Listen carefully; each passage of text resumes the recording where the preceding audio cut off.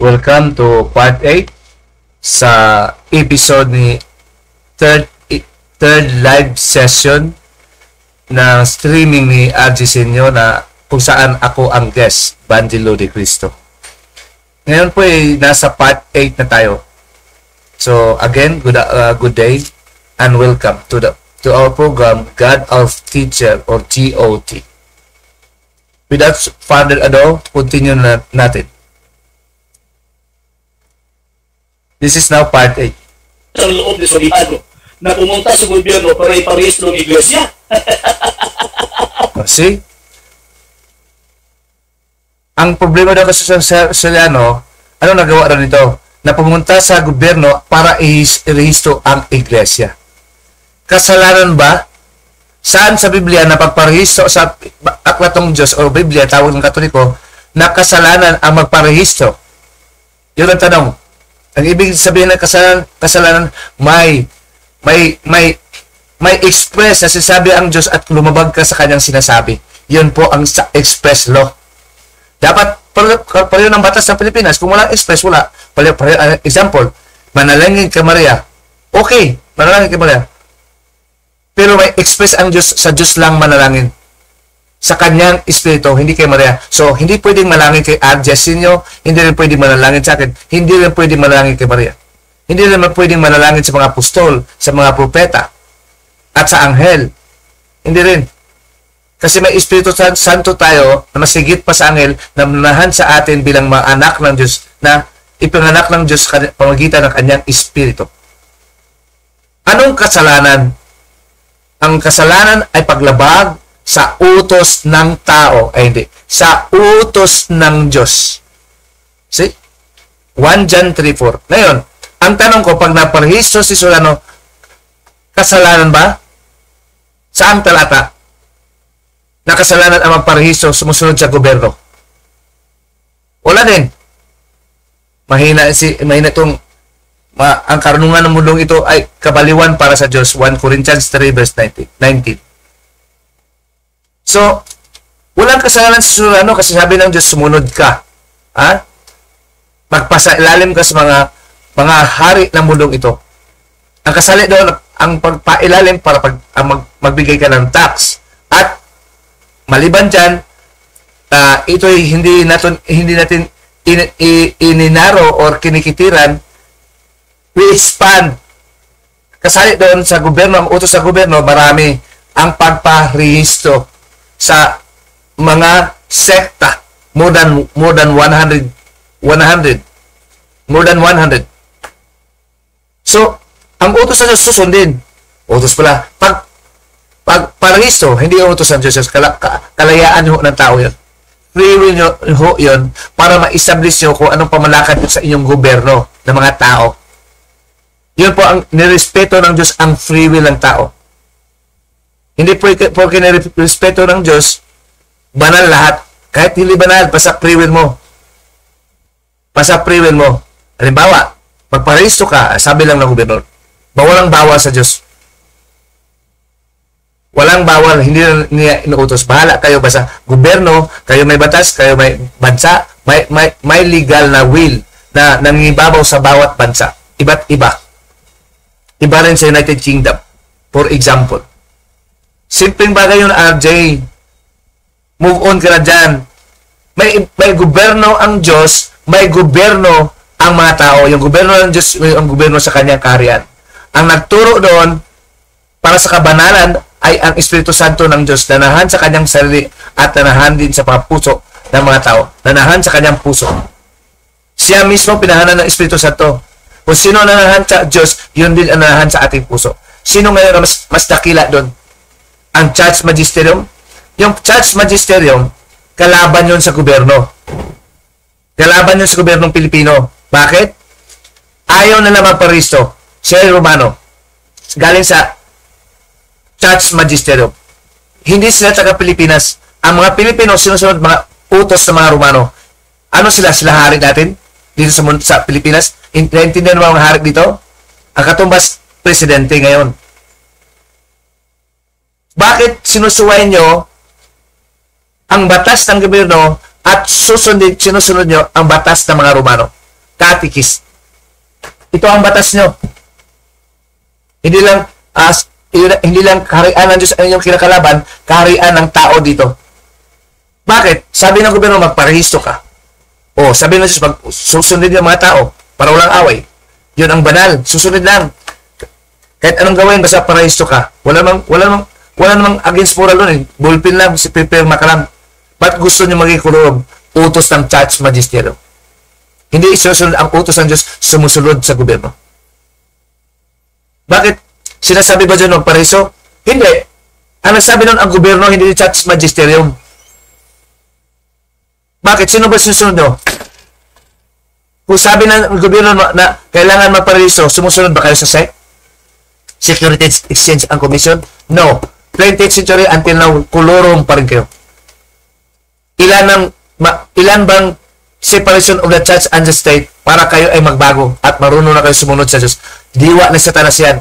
Evangelical commandment ang sinasabi ng Diyos na sinusulat ni Pablo. 13 verse 1 to 6. At pareho din sa sulat ni Pedro, 1 Peter 2:13. Susunod tayo sa gobyerno for Christ, for the Lord's sake, the Father's sake, para na masunod ang kalooban ng Diyos kasi gusto ng Diyos susunod sa gobyerno. Yun ang sabi na expressly. Ngayon, sabi, kailangan ba magparehisto? Gobyernong utos ngayon eh. Ano ba? Ano ba susunod sa gobyerno? Pag sinasabi na magpailalim sa gobyerno, for God's sake, sabi ni Pedro, nawala ka sa legal kasi, nung sa legal kasi, iba-ibang jurisdiction. Iba ang jurisdiction ng Diyos sa kanyang gobyerno at iba rin ang jurisdiction ng tao na gobyerno. At bawat tao, ba't ibang bansa, kanya-kanyang jurisdiction, kanya-kanyang hari. Para walang away, ang Diyos mismong nakapangyarihan, sabi ng Diyos, sumunod kayo sa gobyerno.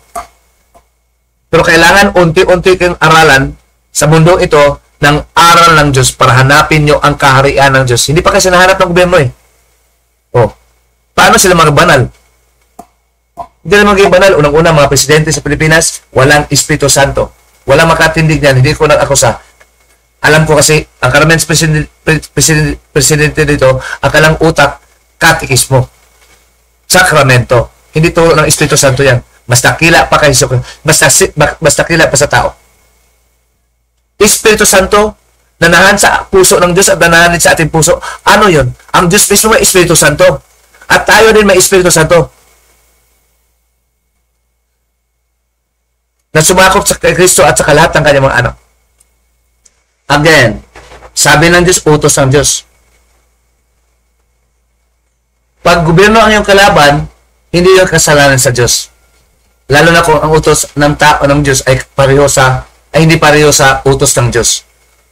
Iba ang utos ng Diyos. Iba rin ang mga tao, pero may pareho. Pero ng bawal pumatay, utos ng tao, utos din ng Diyos. Na huwag pumatay. Utos po ang huwag pumatay. Bawal mangunya. Utos ng gobyerno, bawal din. Pareho. You violate the law legally and you also violate the law spiritually.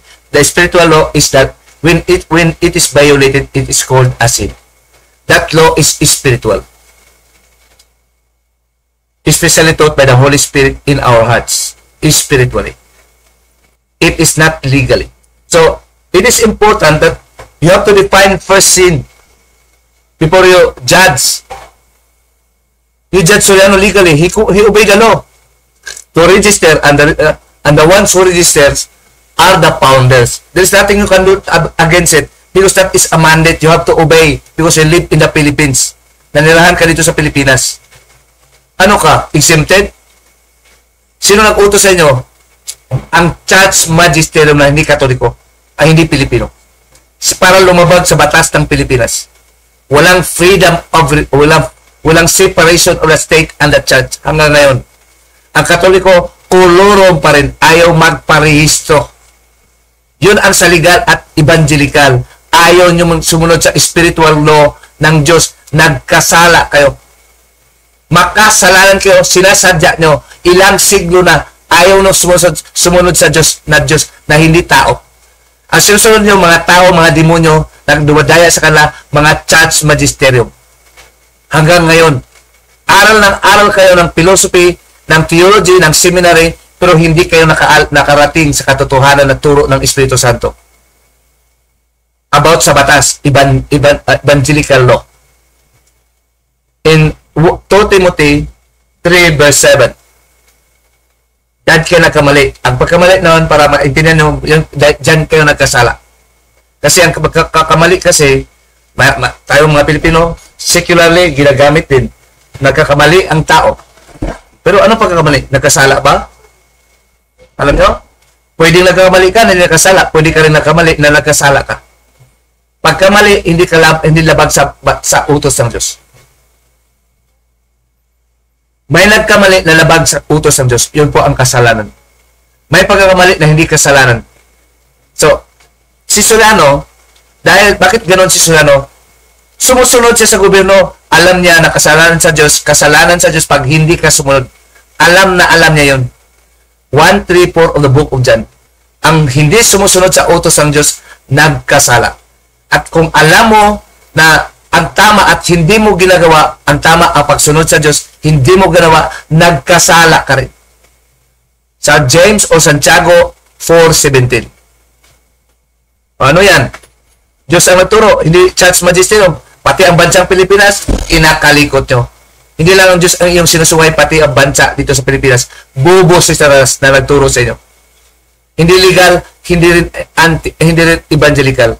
Anti-evangelical at anti-legal ang mga Katoliko. Yun po ang pruweba. Marami pang iba. So ngayon, naintindihan nyo na? Alam nyo sa jurisdiction, ang kasalanan dito sa Pilipinas at laban sa tao, sa kaharian ng tao, hindi kasalanan sa kaharian ng United Kingdom. Marami. Dito sa Pilipinas, pag na-prove ka nag-abortion ka, kasalanan.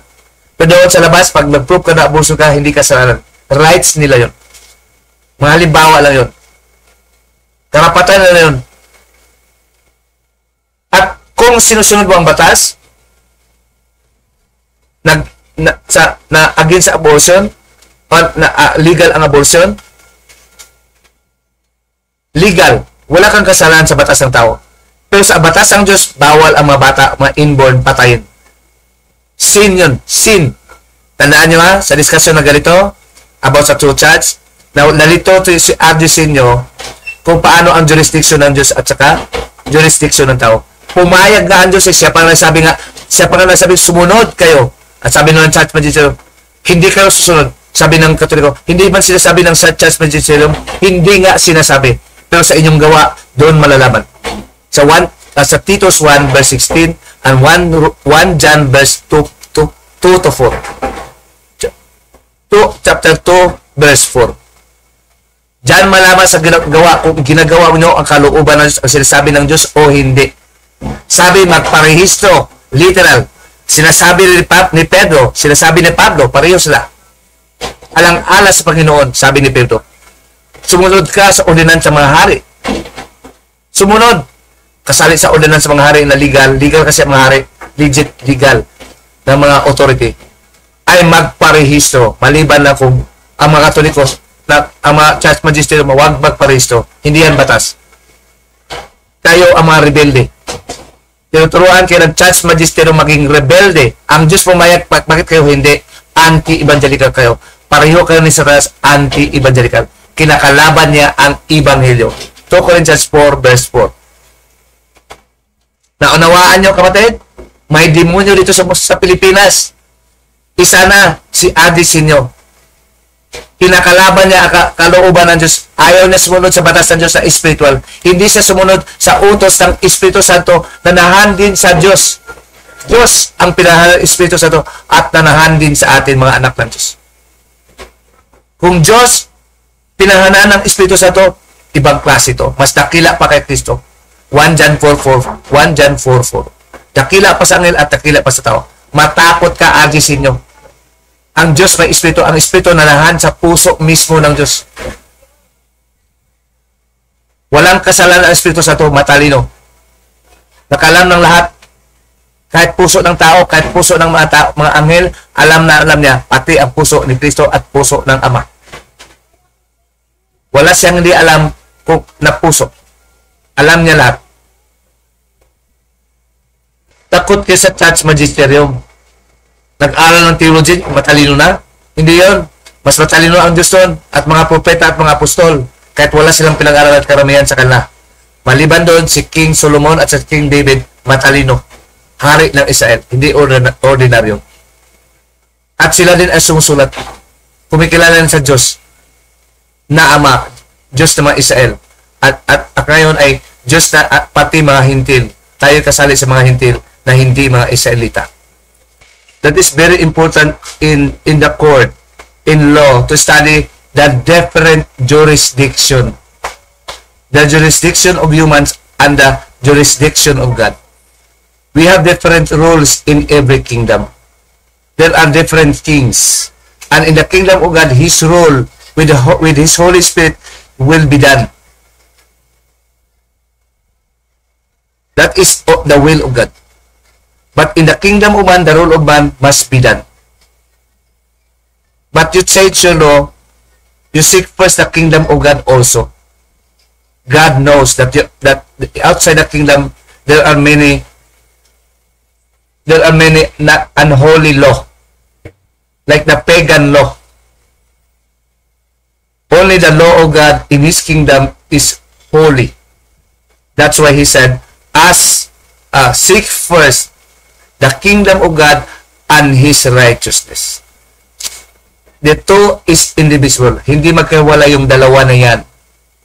Ang kaharian at kanyang katuwiran. Matuwid. Hindi baluktot. Naturo ng Espiritu Santo na nahan sa ating mga puso. Sa kaharian ng Diyos. Ang kaharian ng Diyos ay nasa inyo. 17 verse 21 of Matthew. Ang lahat ng pagsasalangsang sa batas na sa Diyos, naturo ng Espiritu Santo, yun po ang tawag kasalanan. Kasalanan. Ang kasalanan ay paglabag sa spiritual na batas. Ang basihan, ang spiritual na aklat.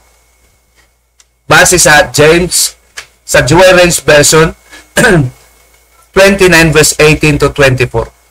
Joy Range para maintindihan yung may batas. Ang aklat ng Diyos, yun po ang basihan sa kung nasulat ba, ang basihan para malaman kung mayroon ba ang batas ng Diyos ng ganito. May basihan tayo. Batas, that is spiritual law. Those who erred in spirit. Yung nagkamali sa espiritu. Na hindi ka na banal, hangal ka na. Tonto ka na kasi. Ibang espiritu nagturo sa'yo, espiritu tonto. Pero ang turo ng Espiritu Santo, totoo. Totoong banal na utos. Mayroon kasi mga utos na hindi banal. Yung tulad ng mga utos ng demonyo. Bawal nga sila magkaroon ng kaharian, anghilan sila ng masamay. May kaharian sila, bawalin sila. Hindi yan kalooban ng Diyos, kalooban nila. At pati ngayon, mayroon silang freedom. May freedom na sila. Anti-evangelical pa. Hindi mo sundin kasi hindi sila tao. Ang tao lang nakalooban at tinuturuan ng Diyos pagkakamali hanggang matuto sa kanyang kaharian. Basta tatawagin ng Diyos ang mga taong ito sa Ebanghelyo. Ang magtawag ng Espiritu Santo, Ebanghelyo. Yun ang sinasabi sa 2 Thessalonians chapter 2 verse 13 to 15. Ebanghelyo ang pagtawag ng Diyos na itinuturo ng mga apostol, ng mga Israelita. Hindi mga Romano nagturo ng katekismo. Na manalangin kay Maria, isa na. Nakakatakot yung Espiritu Santo kasi nanahan sa Diyos yun eh. Sa kanyang puso, makapangyarihan nun. Lalo, ano naman ang nanahan sa puso ng mga church magisterium? Walang kwenta yun. Walang kaharian na establish, na itayo ng Diyos kung wala ang Espiritu Santo. Naghahari ang Diyos sa atin sa paggitan ng Espiritu Santo. At yung paghahari ng Diyos, Ebanghelyo, maka-Ebanghelyo. Ang turo ng Espiritu Santo. Hindi katekismo or Quran. Turo lang ng anghel lang yan, sabi ng mga Muslim. Pati Muslim, susunod sa atin. Husgahan natin sila. Kasi may Espiritu Santo tayo na nahan sa ating puso. Naghari ang Diyos, ang Ama sa atin. At humusga tayo, pati anghel. 1 Corinthians 6, 2 to 4. Tuloy natin. Tinatawag na lahat 19th century. Wrong! Nakarating ang Biblia po rito 16th century pa. Okay, so ngayon, sabi mo, requirements sa gobyerno. Wala po sinabi ng requirements sa gobyerno. Yun kusang loob ni Soldado na pumunta sa gobyerno para iparehistro ng iglesia. So, kusa ba niya? Hindi, ang gobyerno, batas. Nagkusa ba siya? Mandatory ang requirements noon kung more than 100 na ang membro. Yung requirement doon sumusunod lang siya sa gobyerno. Hindi niya kalooban na sumunod sa gobyerno. Ang kalooban na, na yun, kalooban ng mga tao na Pilipino dito sa Pilipinas. Hindi niya kalooban yun. May existing na babatas na kanyang susundin. Sinong kalooban? Sinong gumawa ng batas na doon? Si Surano ba? Siya bang nag-drop noon? Ito, ako ang founder. Ganun ba? Yung nakasulat doon, predefined na. Yun talaga ang format ng gobyerno na founder, na may corporator. So, at walang labag sa Diyos yun kasi sabi nga nun, sumunod nga. Ay, hindi na kami sumunod Diyos ko kasi founder eh. Sumunod nga kayo. Kasi gobyerno yan eh. Huwag kayong tutulad sa mga Katoliko na sumusunod sa mga Romano, hindi sa Pilipino, na mga katings, mga church magisterium. Sino ang susunod nyo? Ako o sila? O. Anong mas dapat? Sumunod tayo sa church magisterium o sumunod tayo sa Diyos? Na sumunod tayo sa Pilipino. Ang church magisterium, hindi Pilipino, mga Romano yun. May batas sila doon. Under sila sa Italian government. May presidente rin doon. Tayo rin dito sa Pilipinas, mga Pilipino may presidente. Hindi tayo sa gobyerno ng mga Romano. Ano yun?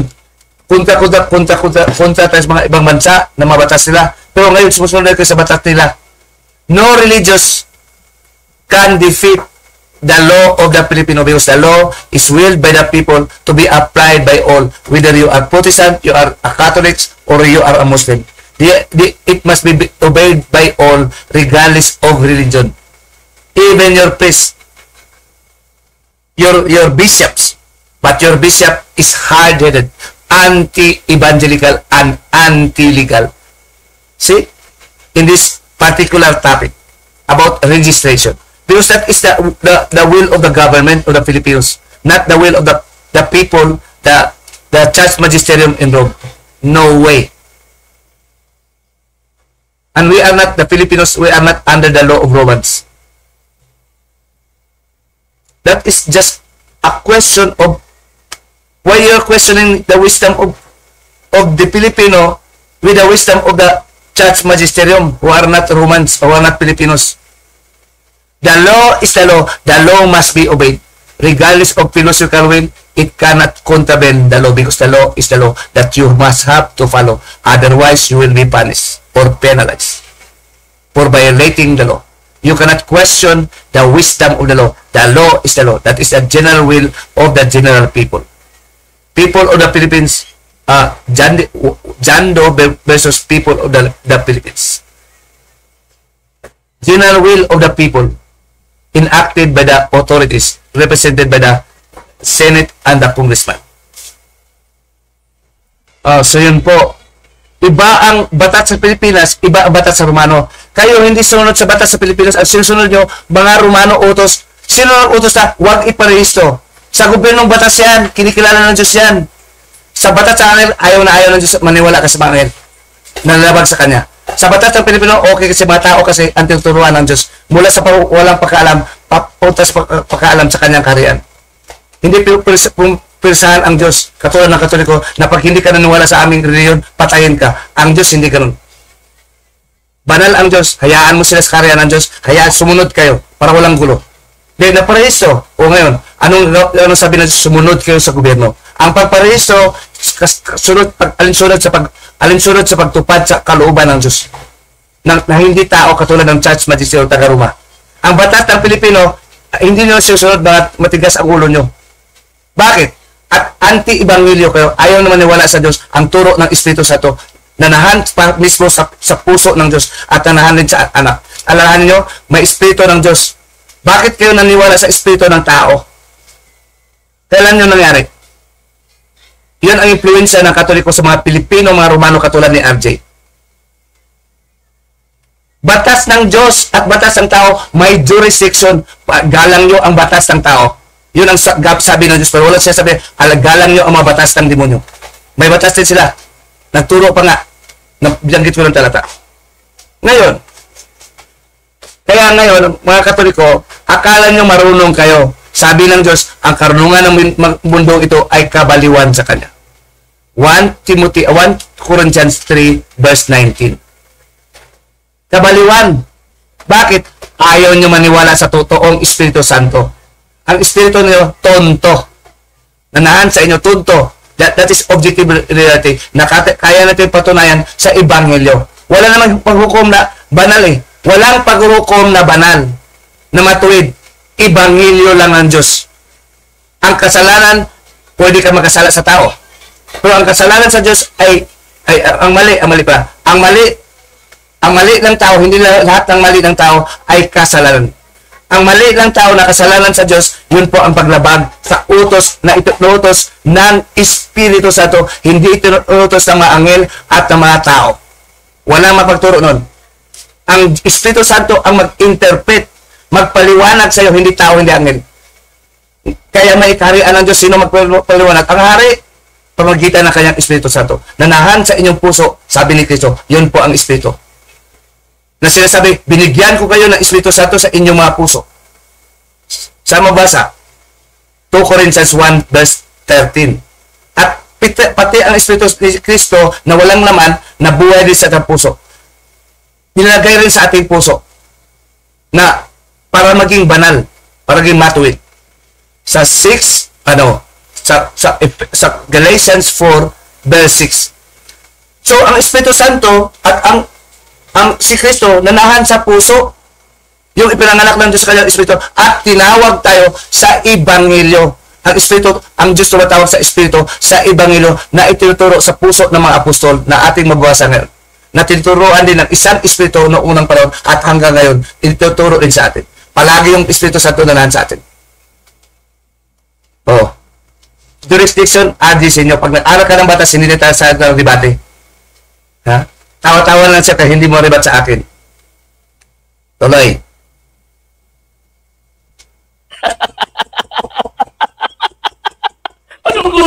Anong requirements? Requirements yun. Ang rehistro requirements yun, hindi ba requirements? Sa batas? Tanungin mo ang abogado mo, kaya maniwala sa akin. Tatawanan ka lang. Ha? Nag-live ka, nag-YouTube ka, nag-streaming ka, hindi requirements daw sa kanila ang sinasabi ng batas na magparehistro, kulurum pa rin kayo. Hindi requirements yan sa mga church magisterium, pero requirements po yan dito sa batas ng Pilipinas. Ang sabi ng Diyos, kung saan ka naroon, sumusunod ka. Sabi ng Diyos, parehistro. Okay, parehistro mo. Sabi na, wala daw rehistro. Sabi nga, sumunod eh. Ang gusto ng gobyerno, parehistro. At least sumusunod ka. Hindi yun kasalanan. Hindi yun kasalanan. Hindi yun against sa Diyos. Ang Diyos pa nga nag-utos eh. Basta gobyerno. Basta legal. Hindi ka sumusunod sa rebelde. Sa gobyerno, sa mga hari. Pati sa kagawad. Tutunod ka. Kasi gobyerno sila. Sila ay tagapaglingkod ng Diyos. Sabi ng Diyos, sila ay ministro po rin. Igalang. Sabi niya. Siya nga ng turo na eh. Kahit mali, galang mo. Para walang gulo. 1 Timothy 2 verse 1 to 4. Maganda ang Diyos, hindi na mamilit. Unti-unti, malakas ang marami ang presensya niya. Mahabang mahaba. Basta unti-unti, pag tinawag ka, pag hindi ka tinawag, ganun pa rin. Tonto ka pa rin. Yung legal natin, tonto yan eh. Ang founder na si Soriano. Huwag kayo mag-require sa batas. Hindi susunod si Soriano dyan. At hindi kailanman si Soriano sumusulat na siya ang founder. Yun ang kayo sumusulat mga batas ng Katoliko, mga Katoliko nakaupo dyan. Tayo ang gumawa na ng batas. Mga senador at sa mga kongresista. Kasalanan nyo yan. Hanggang ngayon, bupols pa lang mga pare nyo. Kasi hindi sila ginagabayan ng Espiritu Santo ng Diyos na nahan sa Kanya at sa mga puso ng mga taong Kanyang ipinanganak. Mga Kristiyano, mga anak ng Diyos. Siya ang ating Ama.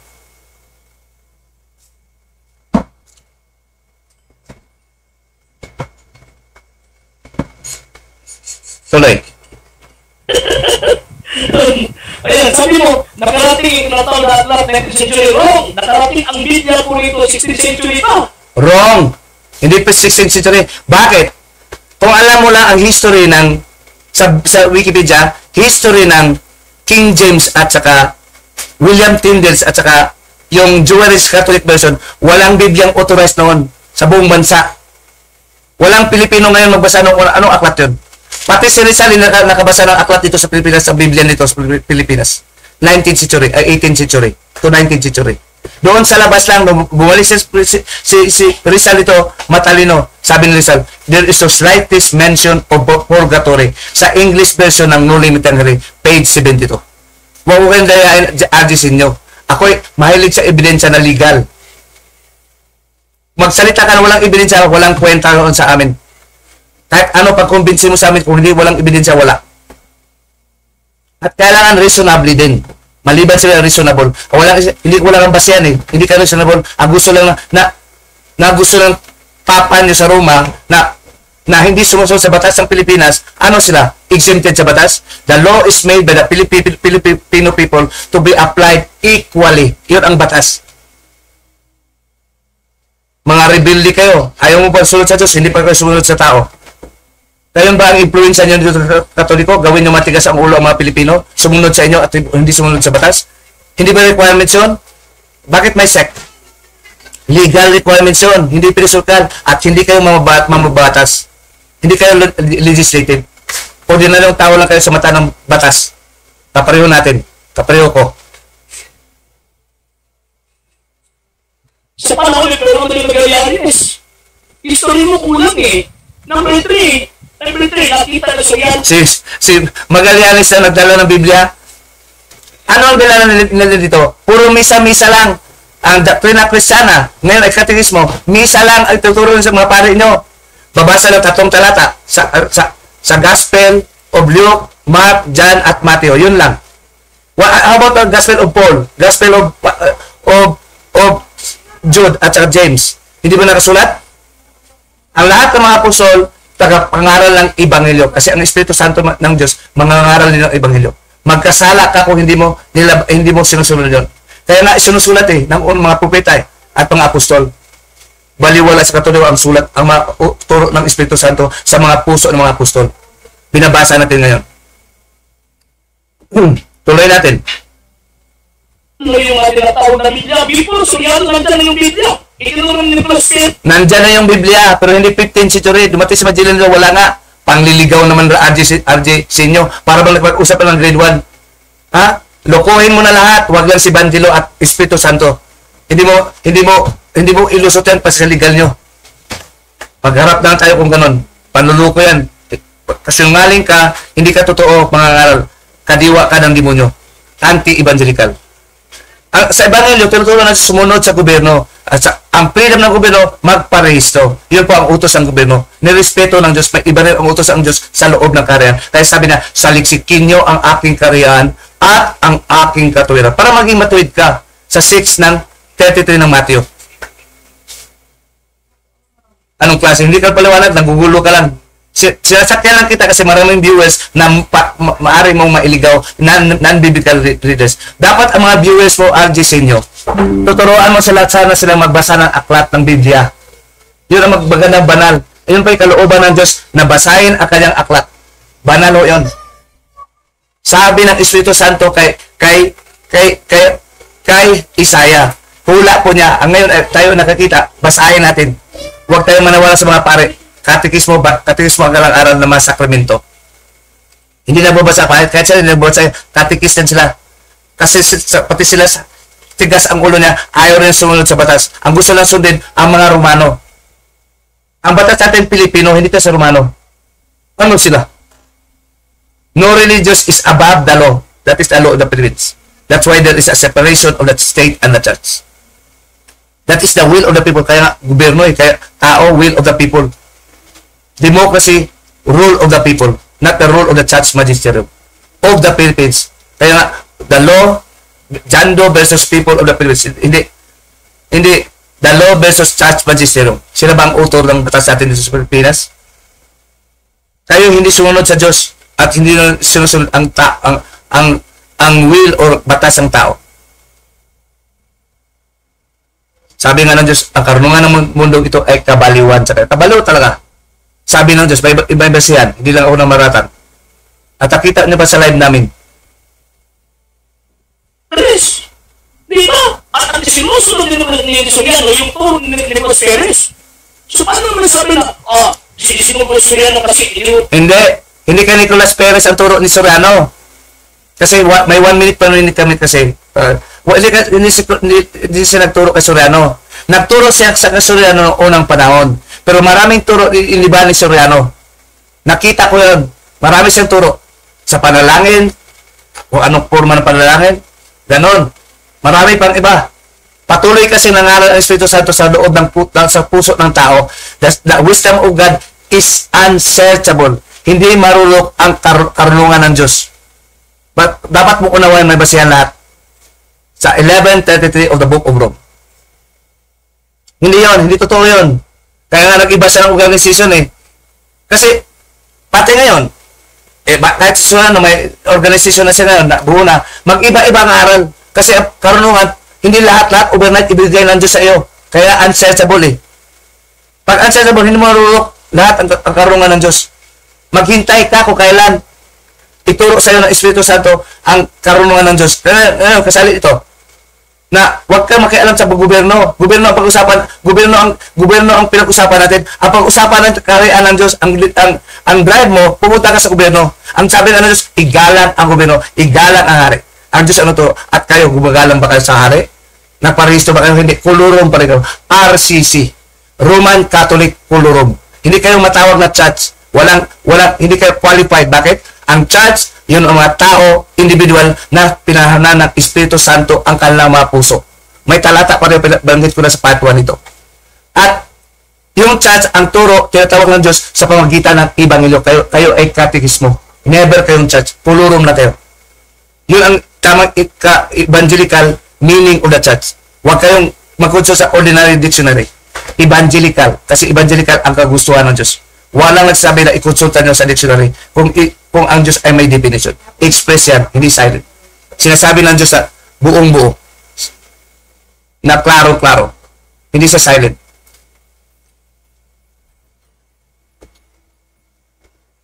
So, tingnan mo. Ganun ang reasoning.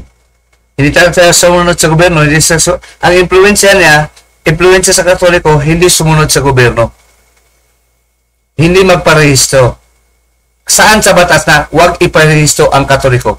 Na exempted sila. Law, the eyes of the law is equal. Walang mayaman, walang mahirap. Hindi na intindihan ng mga church magisterium sa Roma. Itong gobyernong ito, hindi pa rin natupad ang separation of the state and the church. The state is still tied to the church. They call themselves church, but they are not the church, the Catholic Catechist Magisterium.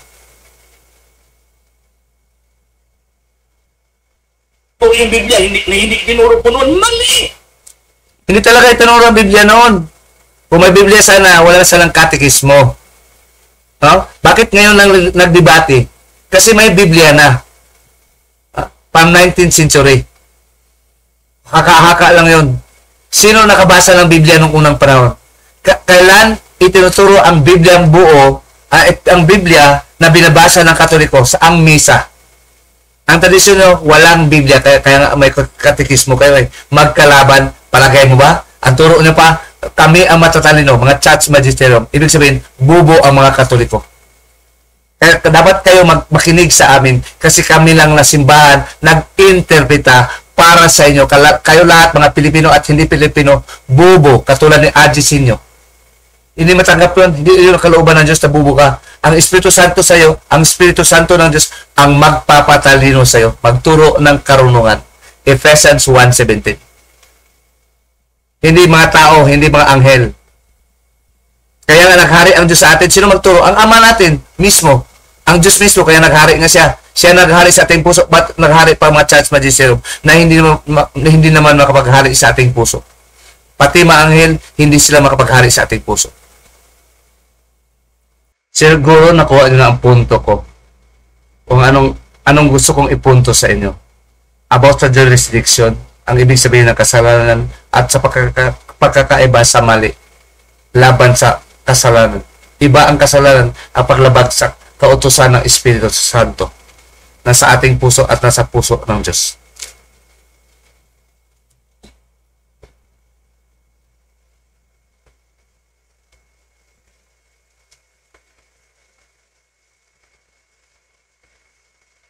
Ituloy natin.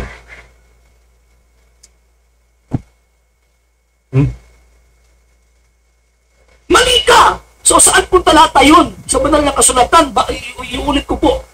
Kasi ako din sa banal. Sana inuulit yung talata naman. Hindi na intindihan ang sagot ko. Paliwanag yun. Ako, ibig sabihin, walang, pinag-usapan natin kung kasalanan ba. Pag hindi pala kasalanan, walang mali si Solano. Walang mali si Solano kung walang kasalanan. Ito. Focus muna ang kanyang tanong. Pareho lahat ng mga city, ganun, pagtanong. Ma-encounter na din sila. Ganun, pare-pareho lang ang kanilang argumento. Nakasutan po kasi klarong-klaro po yan eh. Di ba? Inuulit yung Romans chapter 13, sumunod tayo sa gobyerno. Eh, ang sinabi ng gobyerno na yung founder ng iglesia ninyo, si Mr. Soriano, so ibig sabihin, mali kayo. Mali kayo. Pero hindi kasalanan. Kasi utos ng gobyerno para sunod. Mali nga. Pero hindi kasalanan. O bakit mali? Dapat niyo mga Katoliko, kayo ang nag-correct. Kasalanan niyan, hindi kasalanan. Sinungaling kayo. Eh bakit? Kayo ang sinungaling. Kasi naman sabi naman Diyos sa what founder? Kasi siya ang founder. Kalayaan niyo yon bilang tao. Kasi unti-unti, ang Diyos na tumatawag sa kanyang iba ngayon, tatawagin muna kayo sa labas para mapasok sa loob. Mali ang doktrina nyo. Legal na mali. Hindi kinukulik ng Katoliko. Mali talaga yon. Yan na ba ang mali? Pati separation of church, mali din. Hanggang ngayon. Nung unang panahon, i-separate ang church ang government kasi abuso kasi ang Katoliko na church daw. Kaya may separation of the church and government. At pati si Rizal, na ating national hero, pinatay, matalino. Si Dr. Rizal, pinapatay ng mga bubong mga pare, mga Espanyol na pare. At ang separation of church, tama ba? Ni-separate? Bali din, bubo rin. Ang church, ibig sabihin, mga tao na may Espiritu Santo ng Diyos, mga banal.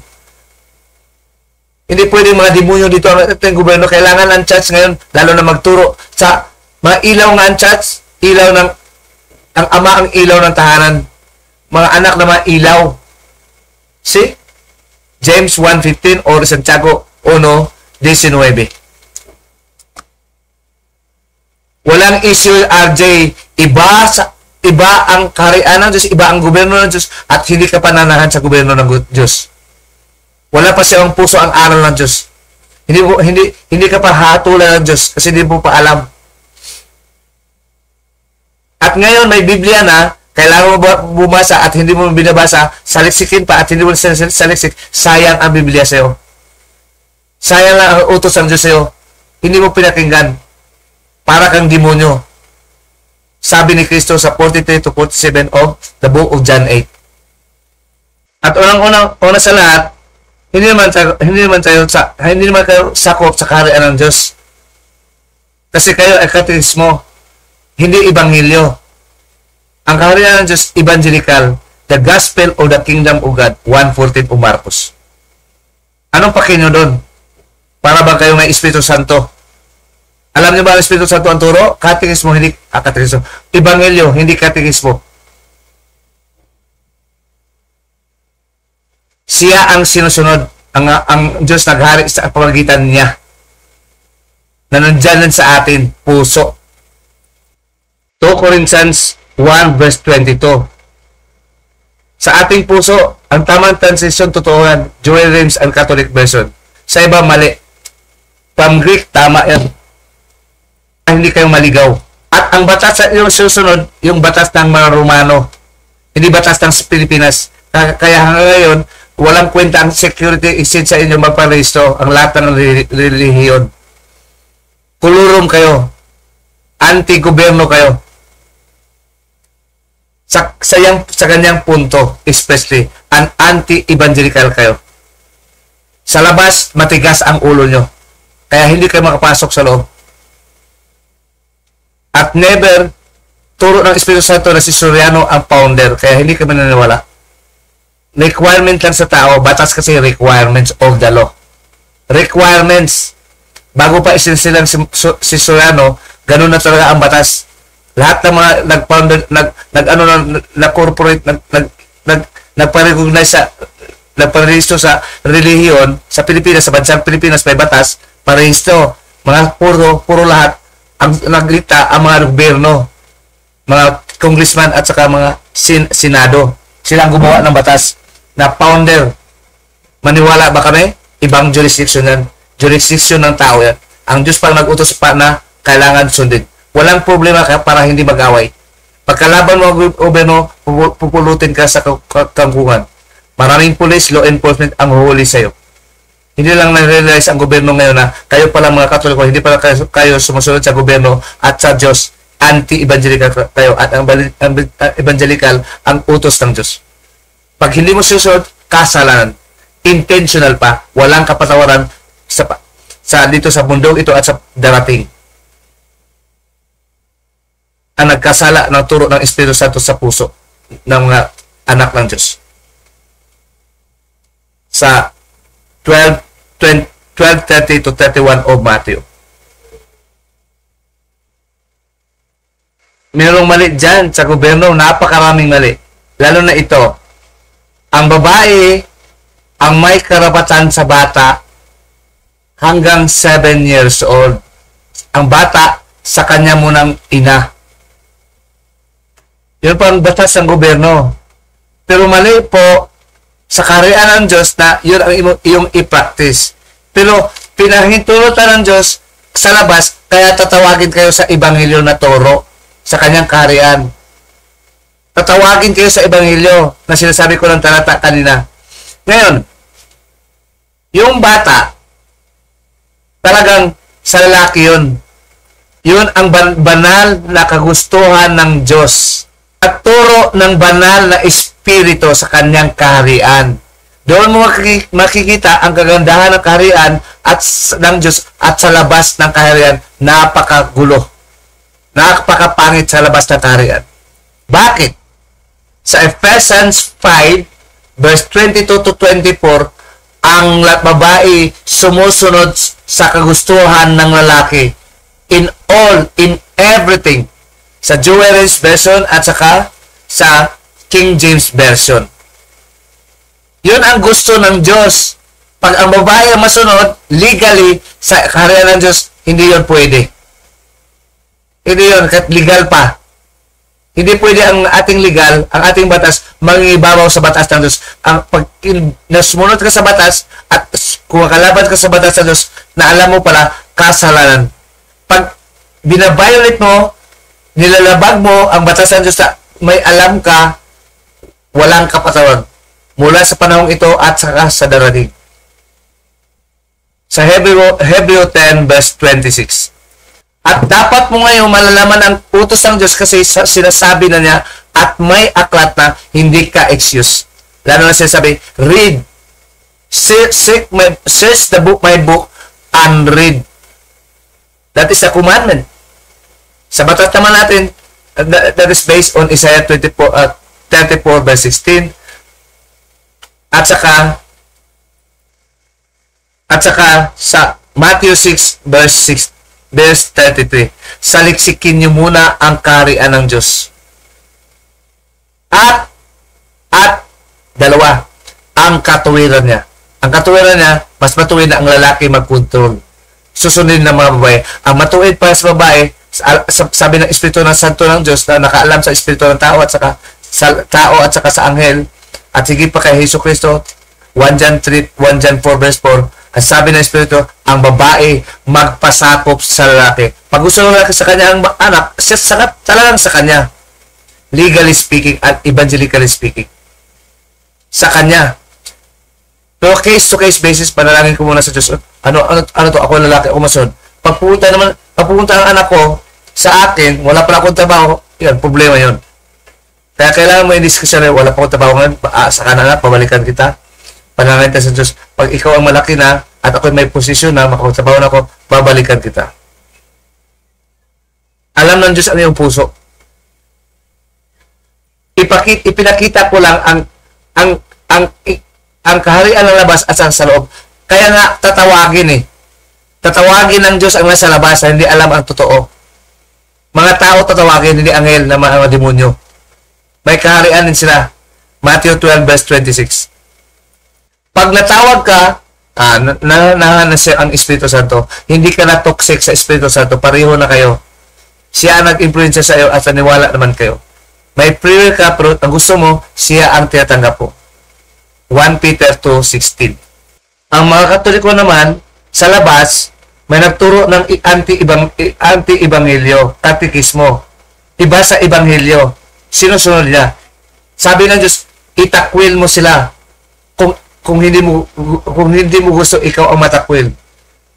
Nakasulat pa sa 2 John verse 1, chapter 1, 9 to 13.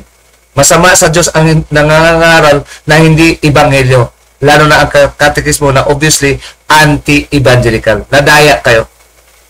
Nabasa ko ito, may aklat ako. Iba, pasahin sa legal, sa mga legal. Hindi ba pala, ito, pasihan ba? Ikumpara mo sa aklat ng Diyos. Yung Biblia tawag nyo. Pareho ba? Hindi, ang basihan ito, maliban sa Holy Scripture, page 9. Page 9 of this book, second edition, promulgated by Pope John Paul II. Sabi dito, ang kanilang mga basihan, Scriptura, mga church magisterium ng mga Romano, Scriptura sulat ng mga apostol at mga estadita at mga propeta. Mga estadita at mga church magisterium, yun po ang mga Romano na. Latin na. Mga church magisterium, liturgy, mga Latin na pananggalingan ang akalang turo na niwala sa katekismo, sa sakramento, lalo na, at mga liturgy, church magisterium, mga Romano, ituturo ng church magisterium. Marami silang basihan, sa basihan pa lang, hindi ma-deny kung kailan ba ng mga Katoliko na sila'y antikristo. Anti-ebanghelyo, antikristo nga. Kasi ang Kristong totoo, mag-ingat sa mga bulaang propeta at mga propeta at mga Kristo. Ang bulaang Kristo at propeta, 24 of Matthew, yun po ang mga hindi ebanghelista. Hindi ebanghelyo ang turo, kundi katekismo na obviously naman, malinaw pa sa sikat ng araw, sila ay katekismo. Ang kanang turo galing sa Romano na hindi alam ng mga apostol. They are written in Latin text originally. Mga anti-evangelical, certified ang Catholic. Magulo dito sa mundo, hindi sumusunod sa batas at hindi rin sumusunod sa ebanghelyo ng Diyos. Matigas ang ulo, katulad ni Satanas, anti-evangelical. All Christians are evangelical because the Holy Spirit of God from eternity teaching the gospel in the 19th century in the name of Jesus Christ is teaching us now within our heart is also evangelical, not anti-evangelical or catechetical. Bulol naman ako kasi dahil mabilis na kasi ako magsasalita. Mahuli pa rin ako ng dila. Naglalag pa rin. Kasi may mild shock ako. Anyway, nakasulat man sa Isaiah 32 verse 1 to 5. Mga bulol-bulol, mga ngaral, makapagdebate pa. At humatol pa kahit ang anghel, hahatulan. 1 Corinthians 6 verse 2 to 4. Tuloy na natin. Kasi sabi ng gobyerno, founded sumiyami. Sabi lang ng gobyerno. Hindi pala ang Diyos ang sabi. Ang Diyos sabi ng Diyos, paunawa natin impliedly, siya ang founder. Gobyerno lang pala sino? Gobyerno. Romano ba yan? Mga Pilipino. Siya ang founder. Sumunod sa gobyerno, sabi ng Diyos, kasalanan ba? Pagsunod sa gobyerno na tatawagin yung founder, hindi na alam, kaya tatawagin sila sa Ebanghelyo. Maghintay ka lang, Adjisinyo. At ikaw hindi ka pala natawag na Pilipino dito sa Pilipinas. Pati ang church magisterium no, namatay na lang, hindi natawag. Katikitikan pa rin sila nang namatay sila. Sila mga nangangaral ng katekismo. Pag namatay, huhusgan sila base sa kanilang gawa na pagtuturo ng katekismo. Yun ang ihusga sa iyo bilang mga aral. Yun ang gawain mo. Ang Diyos nagturo, ang Espiritu Santo nagturo, pinapalitan mo. Kinukontra mo pa. Sa 1 Peter 5, chapter 1, verse 15 to 17. Ang dila mo bilang mga aral dapat evangelical as dictated by the Holy Spirit in our hearts. Because whatever comes from our mouth originate from our heart. The Spirit of the Spirit within Jesus Christ told us that also within His heart to the Holy Apostles. In 15 Matthew verse 18 to 21. Sige, kaya naman po kasi dictate na eh. So, kung halimbawa gobyerno lang pala, ano yun, ang tanong ko sa RJ, kasalanan ba? Ano ang kasalanan? Yun po paglabag sa turo ng Espiritu Santo. Turo ba yun ng Espiritu Santo? O sabi mo, turo ng gobyerno? Ang gobyerno ba ng Pilipino? Turo ba ng Espiritu Santo yun? Ang pinanggalingan? Saan mababasa? Ang gobyerno ngayon sulpot ang mga sulat ng apostol noon pang unang siglo. Saan ang basihan, RJ? Yan, paparatang ka lang, Surano. Kasi kulurum kayo. Kung gusto nyo ayaw sumunod sa Diyos, kung ayaw sumunod sa gobyerno, huwag mo kaming idaway, kayo na lang, matigas ang ulo nyo. Makasalanan kayo. Si Soriano, kailanman, hindi nakasala sa punto na ito. Sa topic na yan. Kasalanan ba? Sumunod na sa gobyerno, ang sagot ko, Lord, kasalanan ko, sabi mo, susunod ko ang gobyerno. Oo, susunod mo, sinasabi ko. Nasulat sa Romans 13 verse 1 to 6. Alam ng Diyos yan, sumunod ka lang sa gobyerno. Oo, kaysa maging rebelde ka, yun po ay kabanalan ng Diyos. Sumunod ka lang. Kasi gobyerno yan eh. Sabi ng Diyos, na pinapalawanan pa niya, ako ang nagtayo ng gobyerno. Ang kapangyarihan dyan, ako ang nagtayo. O sino nag-minister dyan, ministro sila sa akin para sa mga tao. Ministro rin sila ng Diyos kahit nasa gobyerno sila, na kahit nasa labas sila sa karayaan ng Diyos. Sabi ng Diyos, mababasa sa Catholic Joy Reigns version at saka King James version. So walang issue ng RJ. Walang kasalanan. Bakit mo ginawang kasalanan? Anong basihan mo? Para ka lang demonyo na puro paratang. 12:9 ng Revelations. Yun ang gawain ng demonyo, kaya tinatawag na adversary or Satanos. Satanos means adversary or accusator. Taga-akusa, walang basihan. May basihan ka, hindi pa ebanghelyo. Ang dapat na basihan mo, pagbase ka sa kaharian ng Diyos, ang ebanghelyo, yung ihusga o ihukom. Hindi galing sa iyo, galing sa Espiritu Santo sa pang-eternity. Na sinasulat pa mismo ni Pedro, na sabi nyo, tinaturo sa Papa sa Roma. Ano yun? Pamimiki naman. Hindi nyo kilala ang tunay na Pedro. Siya sumusulat sa 1 Peter 4 verse 17 to 19. Na ang ebanghelyo ay, ang paghukom ay basihan ay ebanghelyo. Kung sumusunod siya ng ebanghelyo o hindi. Pag hindi, pareho ka ni Satanas, kumukunta ka, ikaw ay anak ng demonyo. Anak ng Diablo. Pag sumunod ka naman sa Diyos, sa ebanghelyo, ikaw ay anak ng Diyos na sumusunod sa kalooban ng Diyos. Ang kalooban ng Diyos ay ebanghelyo. Evangelical will or the evangelical law. Based from Matthew 7 verse 21 at onwards. Yung ang gobyerno ay mali, given na yon. Kaya tatawagin siya sa kaharian ng Diyos, maging banal sa pagitan ng Espiritu Santo. Ang pantawag, ebanghelyo, hindi katekismo. Hindi ng batas ng Pilipinas at batas ng Romano. Na batas ng tao at batas ng angel. Ang pantawag, ang ebanghelyo ng Espiritu Santo na galing sa Diyos. Nanahan sa puso ng Diyos at sa puso ng mga anak ng Diyos. Tayo naging anak ng Diyos pamagitan ng kanyang Espiritu Santo. Kasama si Jesucristo. Mga apostol at mga propeta. At tayo ngayon, pag naniwala tayo sa turo ng Espiritu Santo sa kanilang puso. Ang binabasa natin utos, yun po galing sa puso ng mga apostol na intindihan na sa Espiritu Santo. Kaya sila ay santo, totoo. Hindi tonto. Katonto ang mga Katoliko kasi ang santo nila, catechetical saints. Ang ating santo ay evangelical saint because the Holy Spirit is teaching the gospel. Jesus Christ and the Father. 4 of Luke verse 18 as a basis. Evangelical basis. Because that is the gospel. And if you know that, and it is placed within our heart, we know the will. We judge based on our will because our will is the will of God the Father who lives within us through the Holy Spirit within us also. We cannot judge without the Holy Spirit in the kingdom of God. It must be from God Himself. Judge righteously. 7:21 of the book of John. Meaning ng judge righteously, yun po judge evangelically, not judge catechetically. Sabi ng Katoliko, tama daw sila.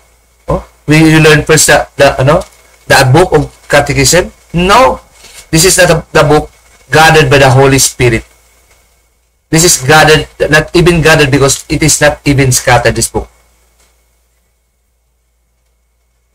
It is said in 34 verse 16, the book of the Lord is guarded by the Holy Spirit with the active part guiding the humans to gather that book. You cannot gather that book, hindi mo maipon ang aklat na yun kung walang Espiritu Santo. Ang glory, ang credit, purihin natin ang Espiritu Santo ng Diyos. Ang Diyos ay utos din sa Kanya. Para maaralan tayong lahat ngayon para maging Kristiyano. Sa pangalan ni Jesucristo. Hindi katekismo yan. Ang katekismo hindi nagkalat. Yung aklat na yun nagkalat. Inipon.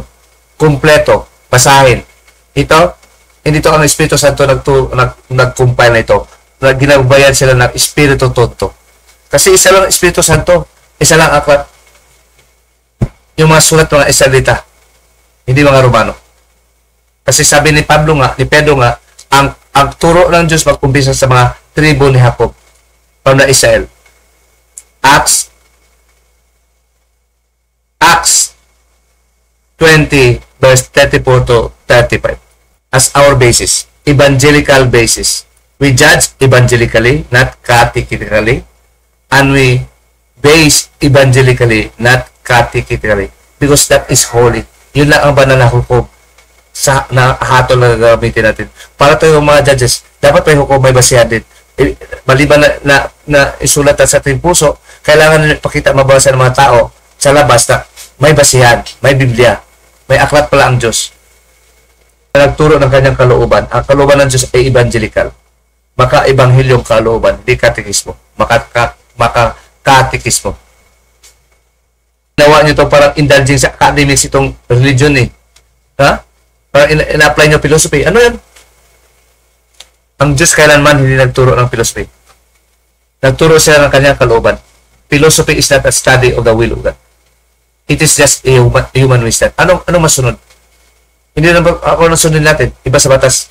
Ang batas naman, enacted by the authority, you must follow it. Ang philosophy, hindi. Indulging lang ang human mind. Philosophy, logic, it is not about obeying in our daily life. It is just what you call this? Theoretical philosophy. That is the best term. Theoretical. Theory is not a fact. It can be questioned like philosophy.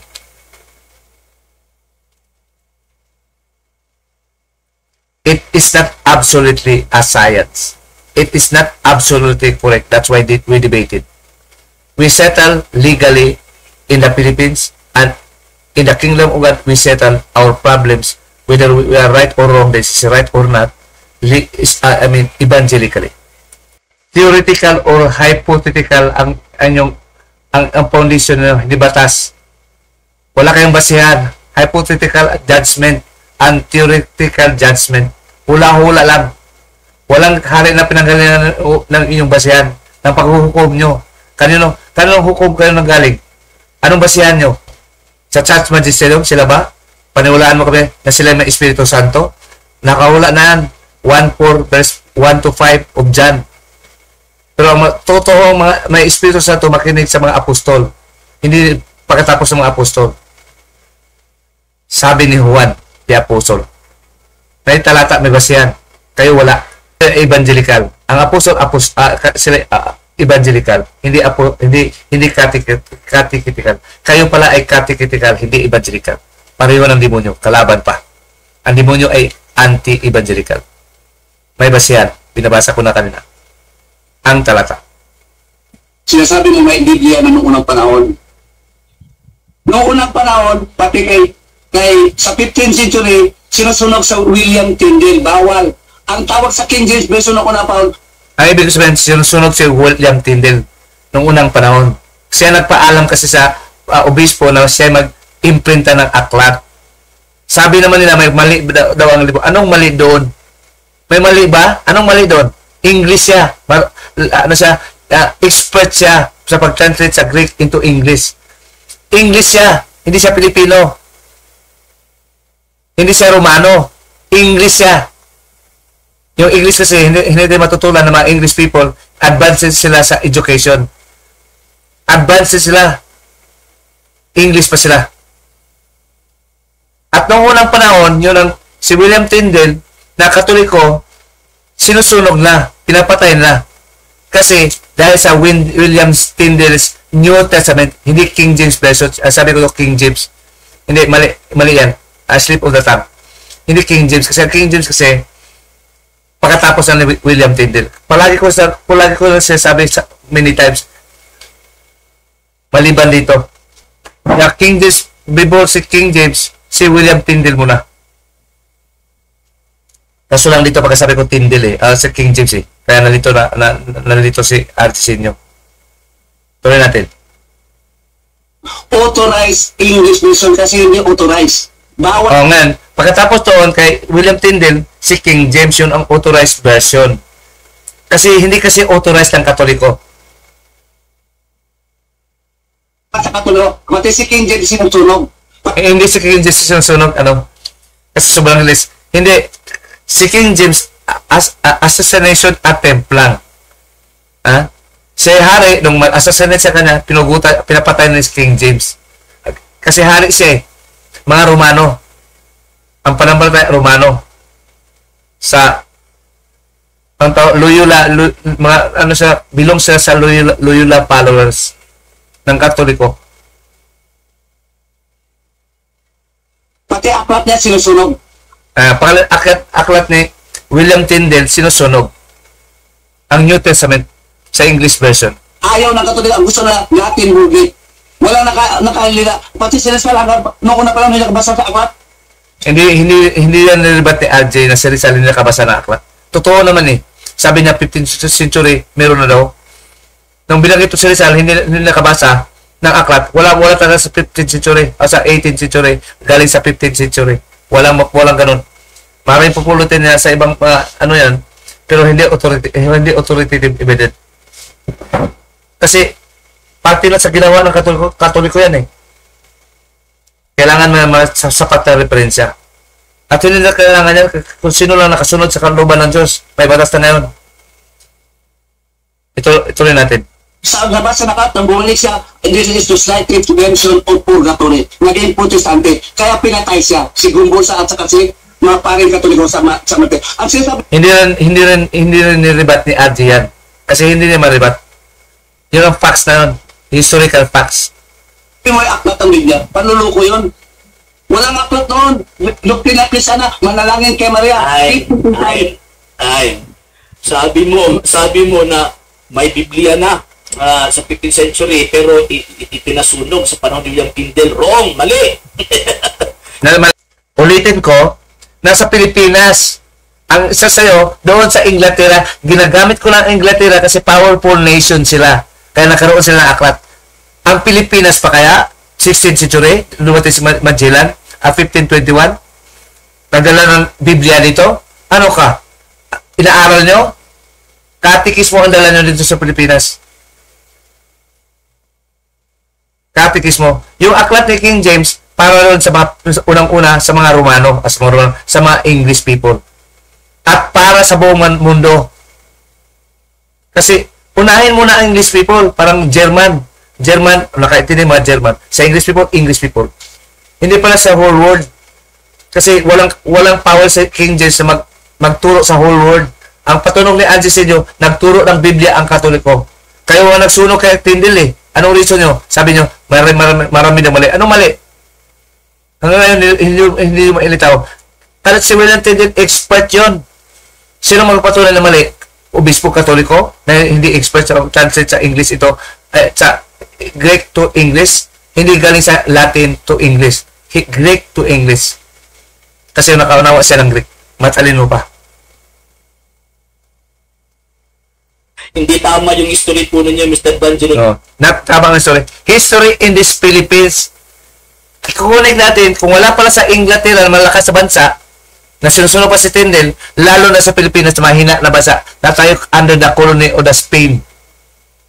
Mahina tayo, napaghirap pa nga tayo si Lapu-Lapu, namatay si Magellan, pero malakas pa rin sila. May sumusunod naman na expedition. Hanggang naghari ng Katoliko dito sa Pilipinas, until this time, marami pa rin Katoliko sa Pilipinas. 80% out of 110 or more million total populations. Di Cristo.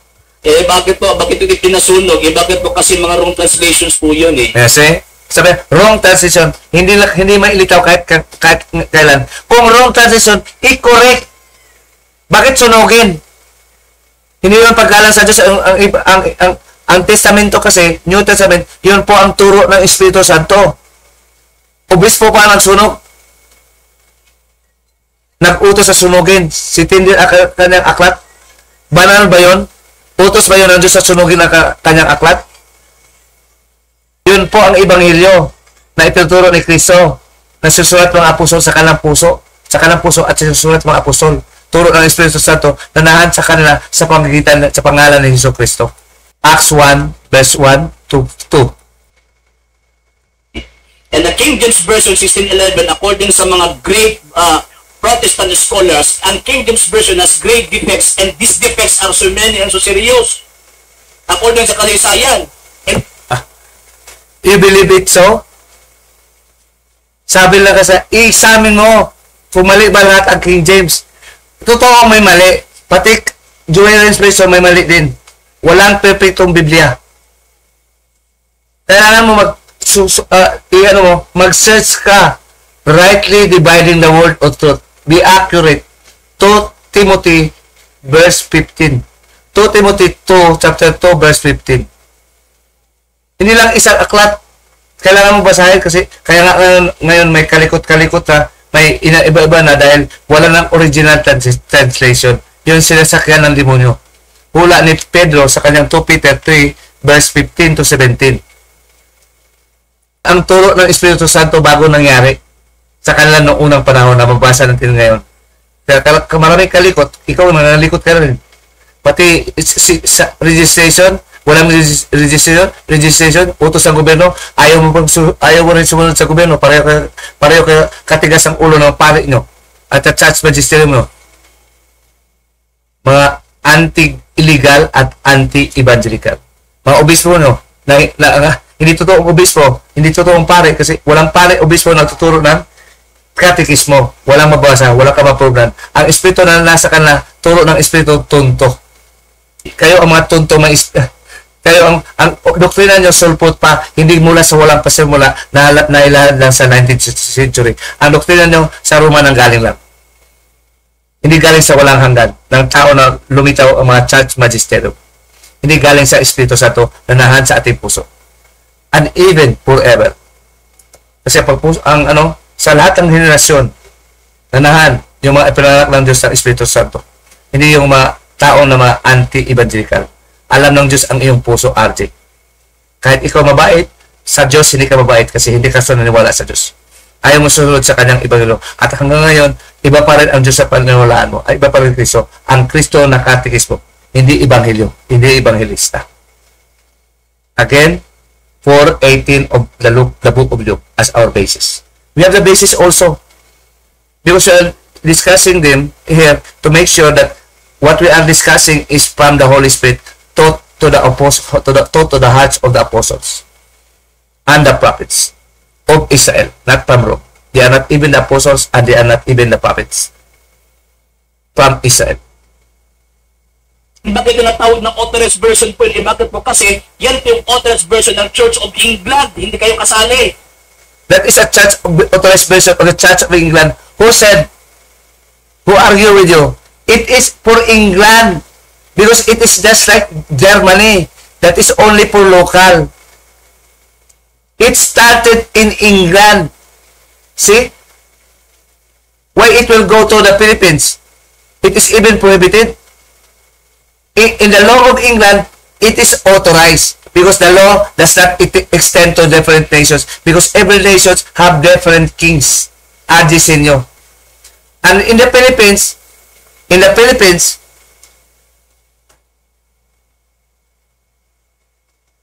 our kings and the political kings, and if there is such king, if there is such king, the political kings and the religious rulers are one. Kinukumbine sila religiously and politically. Kaya ngayon may separation na of the state of the church. Sa Pilipinas meron, wala pa, under the colony nga tayo. Paano tayo labanan ang mga church magisterium, ang mga Romano? Pilipino na tayo. Ang powerful nation yung unang panahon ang England. Kasing powerful ng back up by the German people who are also Protestant. Makapangyarihanan sila. Walang magawa ang Katoliko against German because the German eyes was open. With the book with the Bible translated into German by Martin Luther. Akala niyo si Martin Luther masama? Siya ang nag-open sa Germany ng aklat kapanunuraan na kaya humiwalay sila sa kingdom of sa Romano. Tayo ang Pilipino, ang mga Amerikano, mga English din, humiwalay din nagkaroon sila ng aklat. At na-authorize pa. At ngayon, influensya na. Kasi magsishare na ng aklat na yun sa buong mundo. Hindi issue na ang book ni King James is para lang sa English people. Totoo naman yan. Sino nag-argue siyo? Ang gusto ko lang i-point dito sa Pilipinas, doon nga, nag-authorize si King James sa mga English people na powerful na people sa England. Yun ang autonomy ng kaharian doon. Dito sa Pilipinas, wala. Kasi sabi ko, whether kung may English, may hari ba? Wala. Sa 15th century, noon may hari na King James. Maraming Pilipino nung unang panahon, sa panahon nang dumating si Magellan, nadatan niya si Lapu-Lapu. Mga indigenous people. Walang king pa noon. Sultan pa tatawag nila noon sa Cebu. Baguhan pala ang Spanish noong unang panahon. Paano magkaroon ng aklat na Biblia? Wala sa history, mabasa si Magellan nagdala ng aklat sa world history na Biblia. Kasinungalingan ni Algie yan. Hindi nakasulat sa history. Invento ng OM.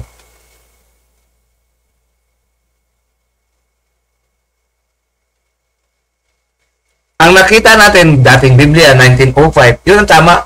Meron ng computer. Hindi pa computer sa unang panahon. Madugo ang pagkipaglaban ng Inglaterra noong unang panahon. Magkaroon ng aklat. Pati si Tyndale, sinusunog. Aklat niya sinusunog din. Ang New Testament. Siya nagsabi na, may the King of England, may the Lord open the eyes of the King of England. Narinig ni King James. Subsequent kings. Kaya nagkaroon ng aklat na kumpleto, Old Testament. At sa kanya noong unang panahon, New Testament lang. Yun po, New Testament ay evangelical commandments of God, taught by the Holy Spirit, not by the angels. 7:53 of the book of Acts. Yeah. Yun ang pangalikot, RJ. Kinakalikot mo. Tama ang pagsasabi ko, ito kinakalikot mo, binigyan mo ng ibang kahulugan. Na mali ang sinasabi ko. Hindi mo in-specify saan mali doon. Hindi mo na unawa ang ipaliwanag ko. Kasi ayaw mong tanggapin. Kadiwa ng demonyo. Sabi ni Kristo sa 43 to 47 of John 8. Mahilig kang humukom sa akin, hindi totoo. Ako ay nagtotoo lang humukom sa iyo gamit ang ebanghelyo. At reasonable kung hindi ebanghelyo. Kung pinagsasabi mo at totoo, base sa nangyari sa istorya ng aklat. Kasi importante ang aklat eh. Malaga, nisis natin aklat. Kailan to dumating sa Pilipinas? Kailan ba dumating dito sa Pilipinas? Wala. Pati si Rizal na nakabasa, 18th century. Sa labas lang nakabasa. Nang dumating, naging protestante na pinatay sa pagbasa ng Biblia na akala niya, ilagay niya sa history at sa kanyang nobela. Ayun ang nobela noon, hindi lang political novel, that is a religious and political novel during the times of the Spaniards. Mga abuses doon na ilahan ni Rizal sa kanyang aklat. Hindi directly, parang novel, pero totoong nangyari. May ibang pangalan para hindi malalaman kung sino ito. Nakita ni Rizal ang pangyayari noong unang panahon.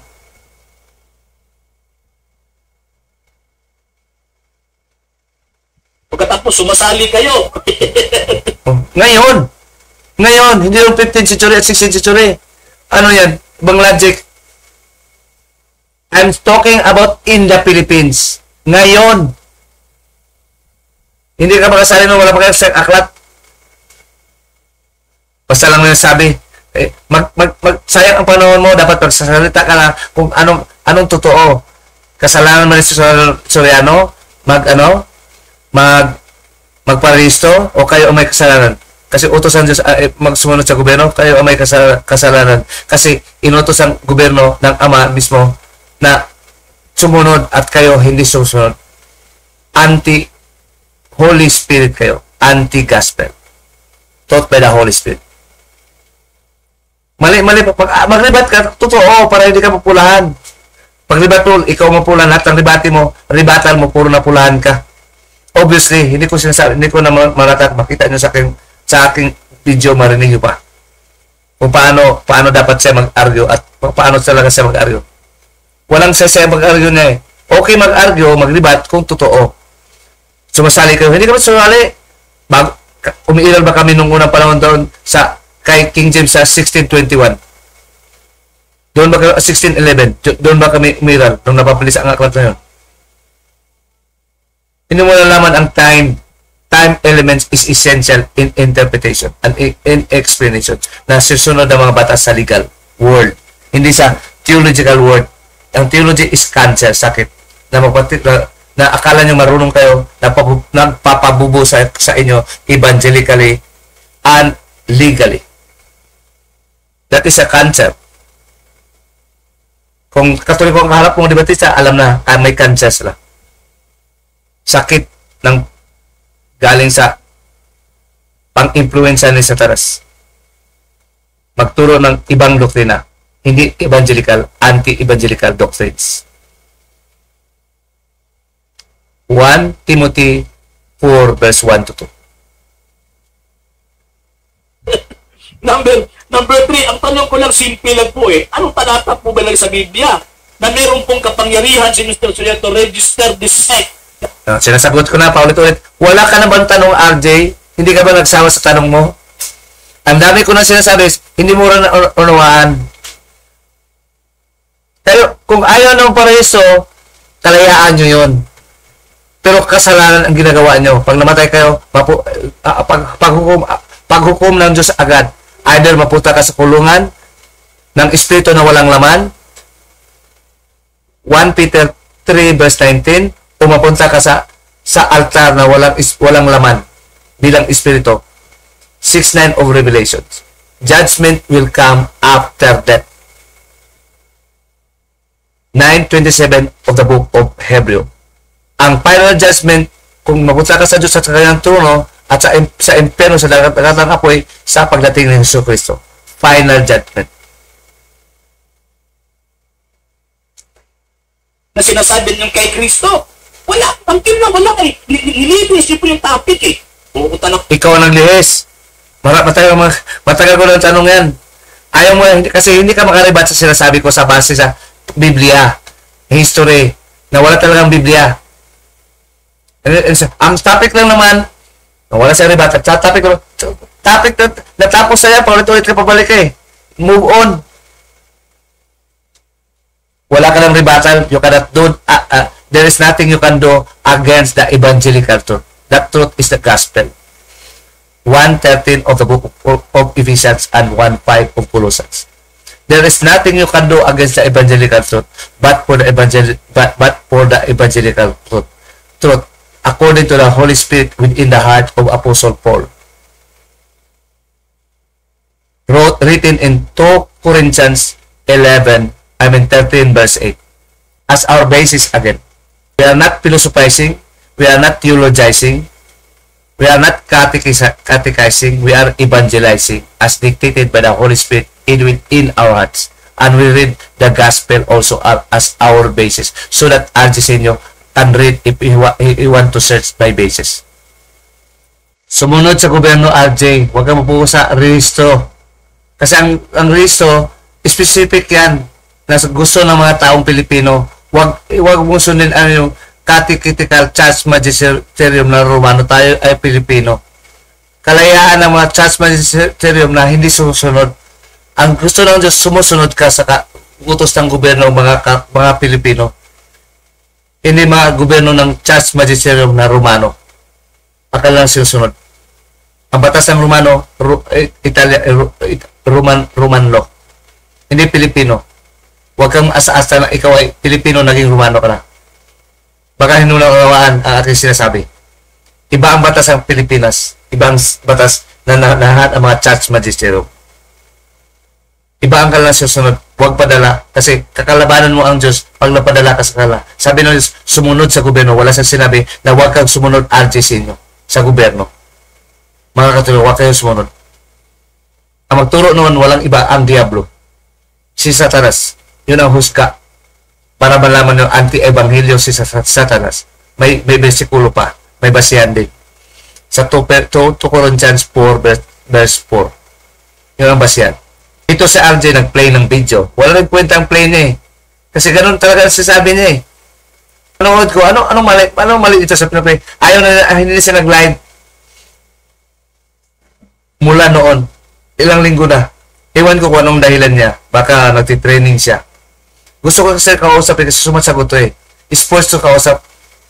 May time kami, 1 minute. Tuloy na natin. Kaya RJ Senyo. Actually, kami ni RJ Senyo, pag kami, sports kami pagkatapos. Palitan lang ng aming mga sinasabi. Kung may basihan kami o wala. Siya walang basihan, ako meron. Sinasabi ko may basihan. Naman kayo sa Biblia na hindi naman yung topic natin yun. Kasi ikaw nasabi. Bakit napunta pa natin sa Biblia? Kasi sabi mo sa Soriano, ngayon, si Soriano, nakabasa ng aklat, sabi mo, nagkaroon siya ng paniniwala sa aklat. Tinatawag din siya ng Diyos dito sa Pilipinas sa Ebanghelyo, sa kanyang kaharian. Tinatawag. Hindi siya ang gusto mong sunod kung saan ang kaharian ng Diyos. Tinatawag siya. Nakita sa kanyang puso na ito, Biblia talaga, mahilig sa Biblia. Kaya ngayon, itanong mo kay Soriano, Biblia ang sasagot. At siya na pariso rin sa gobyerno. Magkaroon ng mga membro na more than 500, 100, ni-require ng gobyerno na magparehisto ka. Sabi ng Diyos, o Diyos ko, balik ba magparehisto? Sumunod ka sa gobyerno. Sabi ng Diyos, for my sake. Sinabi ng Diyos, sulat ni Pedro at sa sulat ni Pablo. Binabasa ko na kanina. Ano ngayon? Rehisto. Pero sabi lang, founder ako, okay lang yan. Hindi kasalanan yan. Maliban na kung alam na ang totoong sinasabi ko sa aking kaharian. Ang kasalanan sa Espiritu Santo na nahan sa iyo. Nagturo ng Ebanghelyo, ng utos. Yun ang walang kapatawaran. Kasi yung Espiritu Santo, nanahan din sa Espiritu ng Diyos na Ama, na may-ari, na nag-utos sa atin.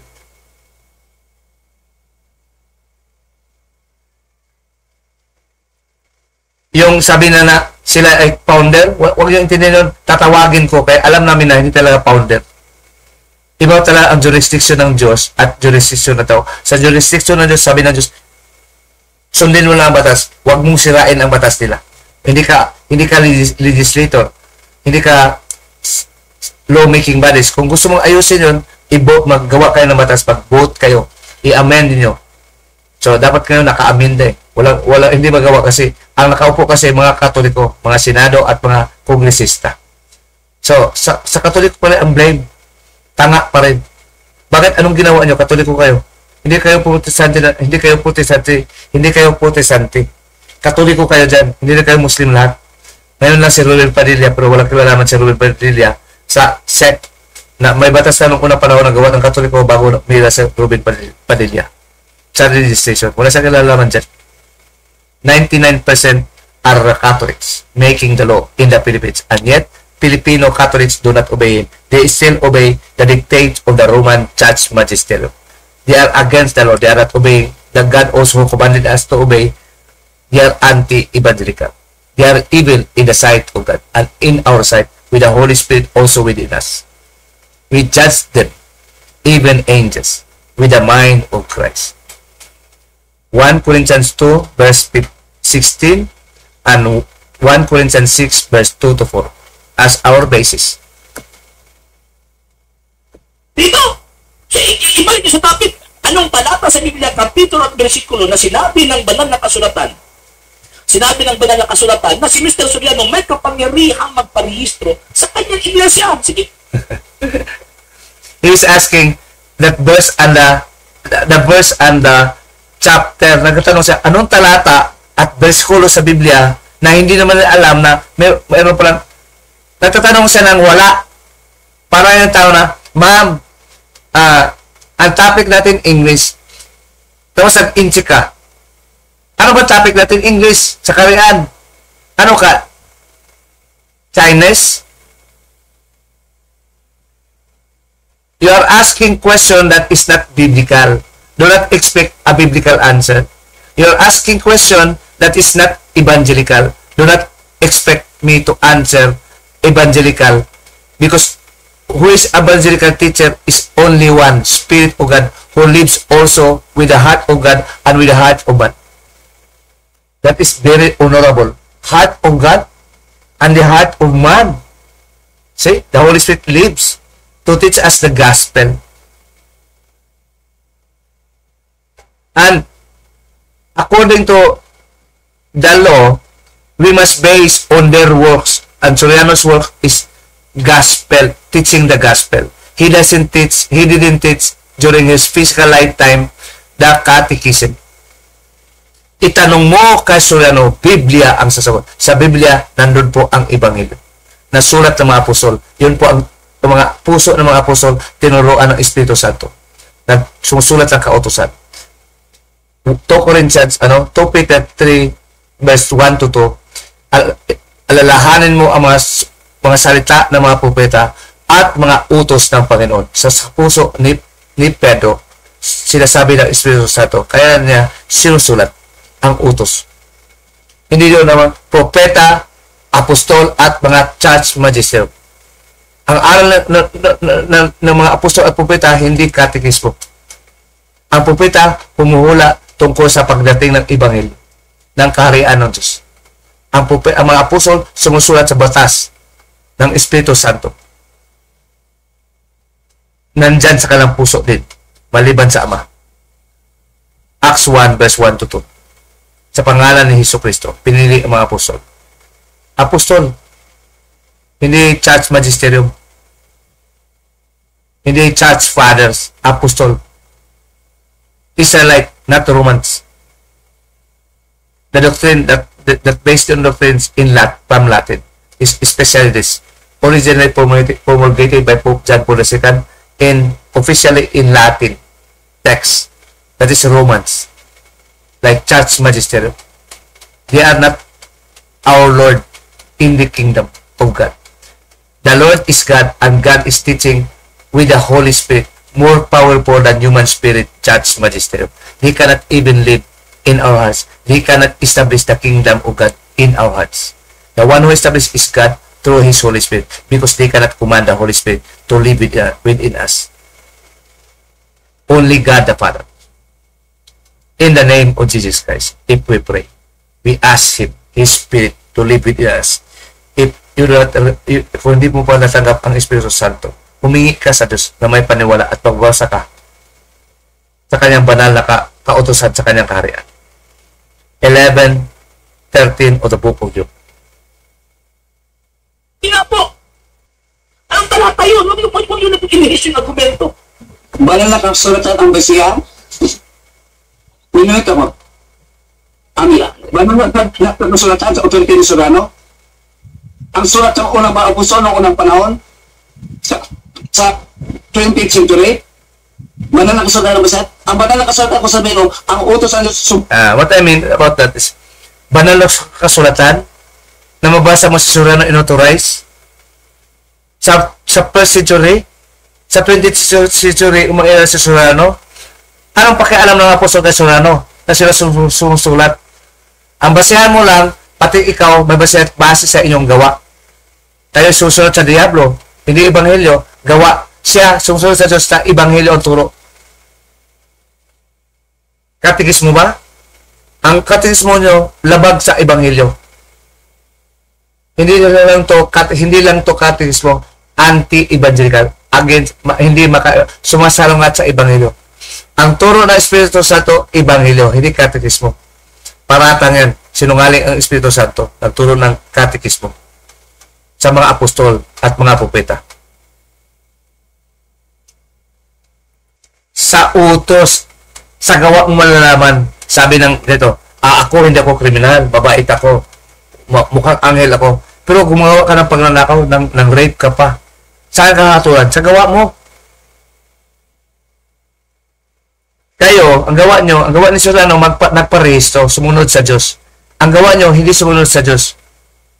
Ano yun? Kasalanan o mali lang? Kasalanan, mali na kasalanan pa laban sa Espiritu Santo. Ang kilalaban nyo, ang Espiritu Santo mismo na hindi kayo mamataw. Ginawa nyo ang Espiritu Santo ng Diyos na sinungaling. Sabi niya sa 1 John 5 verse 10, kung hindi ka naniwala sa Kanya, ikaw lang ang totoo, siya sinungaling. Lapastangan ka, hindi ka patawarin ng Diyos in this world and the time to come. Matthew again 12 verse 30 to 31. Sabi niya, mabubuhat sa dapat yung bang argumento mo? Kanina ko ba sinasagot yan? Kung sinasagot ko, hindi mo na maribat. Gusto mo lang litra por litra. Sabi ng Diyos, unawain mo nga. Pareho sa batas.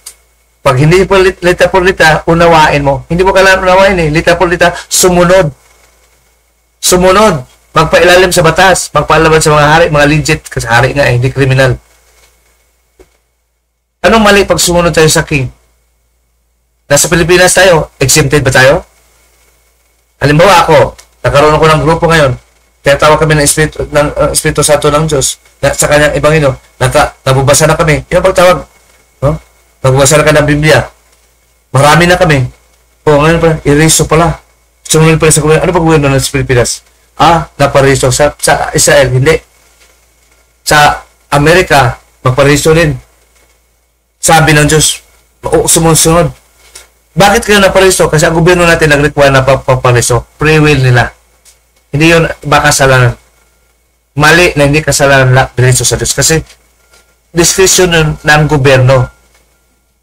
Bawat gobyerno may kanya-kanyang batas, may kanya-kanyang will ng mga tao. At sabi ng Diyos, tigalang kanilang ano. Kasi balang araw, sila masama tatawagin sa aking espiritu sa pamagitan ng Ebanghelyo. Sa Ebanghelyo, hindi sa katekismo. Word for word. 2 Thessalonians 2 verse 13 to 15. Turo ng Espiritu Santo. Ang Diyos ang nagtawag sa pamagitan ng Espiritu Santo. Sa pamagitan ng Ebanghelyo. Ang turo ng Espiritu Santo, Ebanghelyo. Ang pagtawag ng Diyos, manahan sa iyo ang Espiritu Santo at pagturo ng patuloy ng Ebanghelyo. Kailangan mo basahin ang Ebanghelyo, hindi katekismo. Hindi ito aklat ng kaharian ng Diyos. Hindi naghari dito ang Espiritu Santo, categorically. God is ruling within our hearts through the Holy Spirit evangelically, hindi categorically or anti-evangelically like Satan. You are the sons and the children of Satan. That is a judgment. By your book alone. Catechism 43 to 47 of the book of John 8.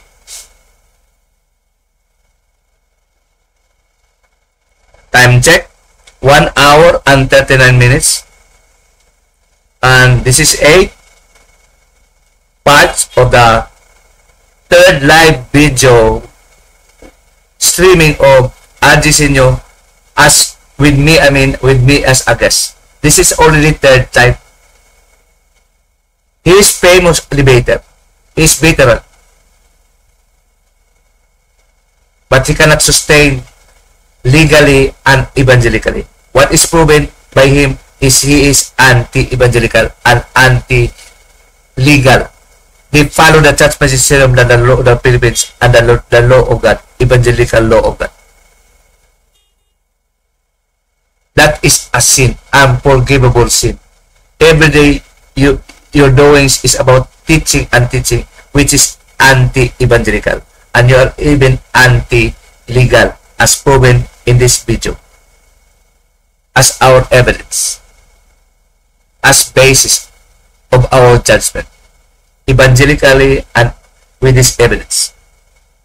And legally. Ulit, pasalamat, papuri sa Ama. Salamat, Ama, sa iyong espiritu ng galing sa iyong puso. Binigay mo rin sa amin para magturo ng Ebanghelyo, hindi katekismo. Para ipaunawa ang jurisdiction mo sa legal jurisdiction sa Pilipinas at sa buong mundo.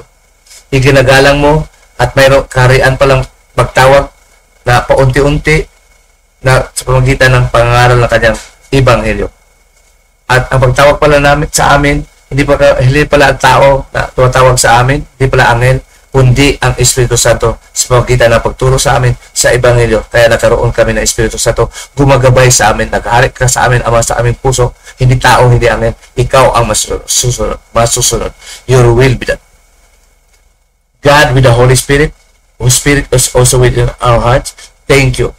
In the name of Jesus Christ, glory be to God, our Father, with the Holy Spirit.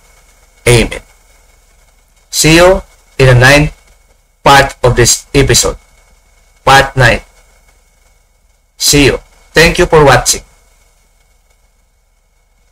This God Our Teacher program. GOT in other words.